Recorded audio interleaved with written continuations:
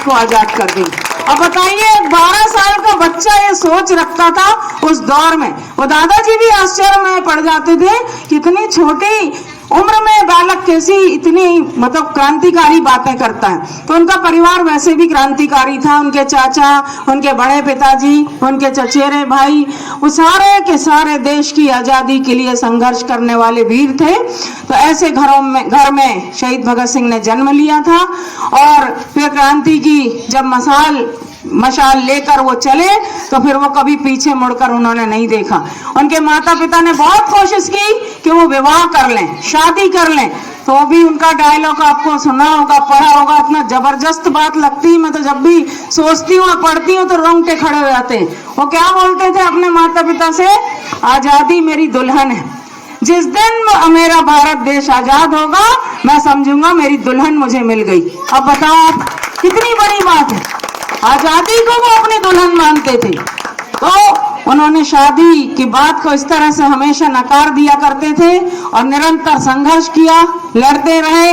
गोरे अंग्रेजों के काले कानून के खिलाफ असेंबली में उन्होंने बम फेंका और उसके कारण उनको फिर जेल जाना पड़ा। और फिर आपको पता है मात्र 23 साल की उम्र में सुखदेव, क्रांतिकारी सुखदेव, क्रांतिकारी राजगुरु और क्रांतिकारी शहीद आजम भगत सिंह, ये तीनों को लाहौर सेंट्रल जेल में 23 मार्च 1931 को फांसी दे दी गई। और उसमें भी ये शर्त रखी गई थी कि वो माफी मांग लें। जो वाइस राय थे उस जमाने के, अंग्रेज वाइस राय, उनके तरफ वो याचिका लगा दें माफी का कि हमने जो असेंबली में बम फेंका, जो हमने सैंडर्स का वध किया, उसके लिए हम माफी चाहते हैं। अगर वो माफी मांग लेते तो उनकी फांसी रद्द हो जाती।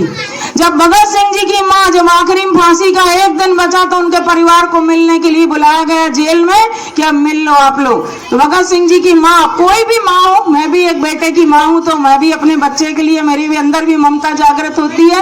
तो जब भगत सिंह को देखी उनकी मां ने तो रो पड़ी, रोने लग गई। तो भगत सिंह जी ने बोले मां रोना नहीं तो इतिहास में लोग कहेंगे कि भगत की मां रो रही थी, क्रांतिकारी भगत की मां रो रही थी। तो कहीं ना कहीं तुम्हारी कमजोरी लोगों को देखेगी, रोना नहीं, तुम वीर माता हो, वीरता के साथ अपने बेटे को विदा करो। ये शब्द थे क्रांतिकारी शहीद भगत सिंह के। और मैं आपसे निवेदन करती हूँ, यहाँ जितने भी लोग हैं, वैसे मुझे पता आपने देखी होगी शहीद भगत सिंह की फिल्म, लेकिन अगर नहीं देखी हो तो जरूर देखना। 100 फिल्में एक तरफ और शहीद भगत सिंह फिल्म एक तरफ। मैं साल में कम से कम 2 बार, कितना भी व्यस्त रहूं, समय निकाल के उस फिल्म को देखती हूँ।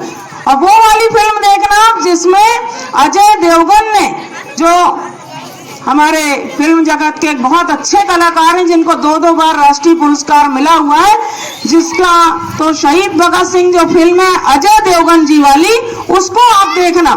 आपको देखकर इतना भाव जागृत होगा शहीद भगत सिंह और देश के प्रति कि मैं समझती हूँ तब आप याद करेंगे कि अनुभा भाभी ने हमको सलाह दी थी तो बिल्कुल सही दी थी।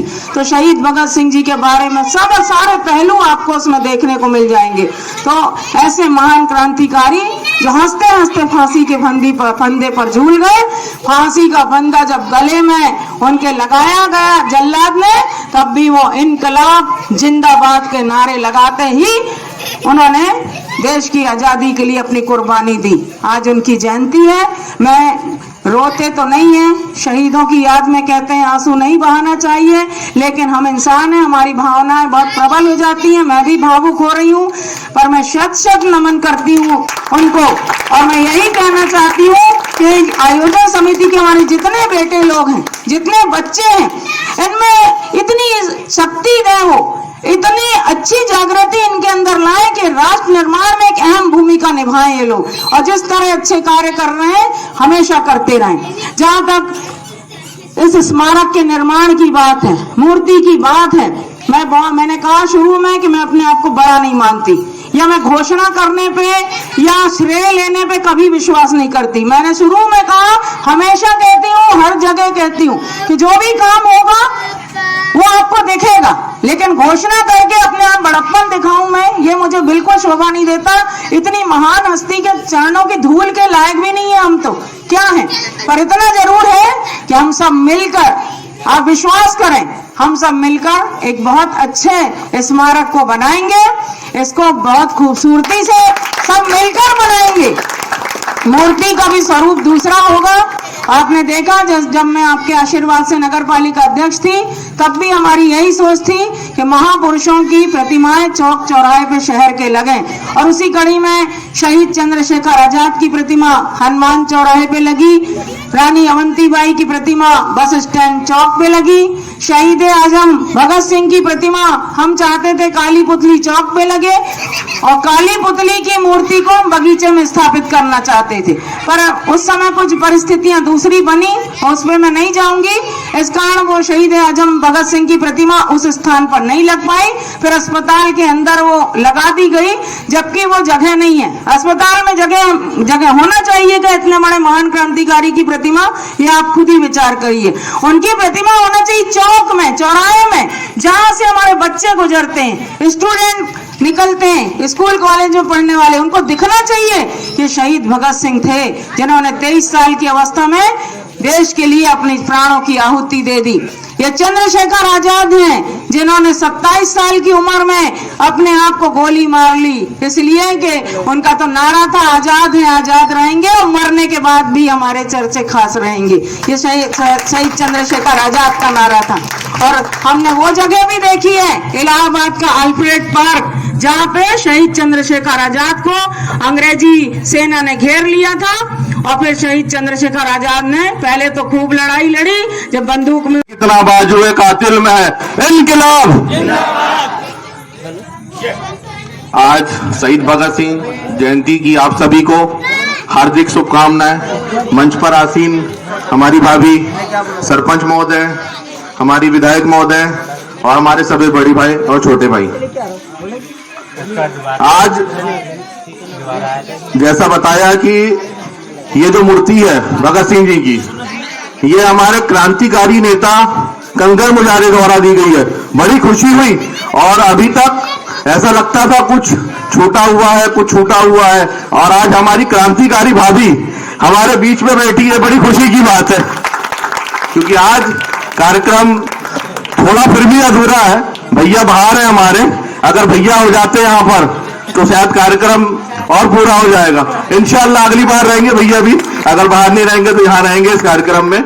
और बड़ी खुशी होती है कि हर साल यहाँ पर हम देखते हैं लोगों का जो जुड़ना है, ऐसा लगता ही नहीं कि बालाघाट जिले में हम हैं और ये क्षेत्र हीरापुर का है। ऐसा लगता है कि हम पंजाब के भगत सिंह के गांव में बैठे हैं। आज के इस दिन को देखकर लगता है यहाँ के लोगों का जोश, यहाँ के लोगों का उत्साह एक अलग ही प्रेरणा देता है, और एक अलग जीवन जीने की सिखाता है हमें। मेरे भाइयों, भगत सिंह मात्र 23 साल की उम्र में ऐसा पाठ पढ़ा गया हमको कि सारी जिंदगी हमारा जीवन खत्म हो जाएगा, मगर भगत सिंह खत्म नहीं होने वाले हैं। भगत सिंह को याद करते रहेंगे। ऐसे ही हमको जीवन में कुछ अच्छे कार्य करने हैं, और भगत सिंह तो नहीं बन सकते, मगर उनके जैसे कार्य करते हुए लोग याद करें हमारे जाने के बाद भी कि हाँ भाई कुछ अच्छे लोग थे, अच्छा जीवन सिखा कर गए हमको। इसी के साथ मैं अपनी वाणी को विराम देता हूं। जय हिंद, जय भारत, धन्यवाद।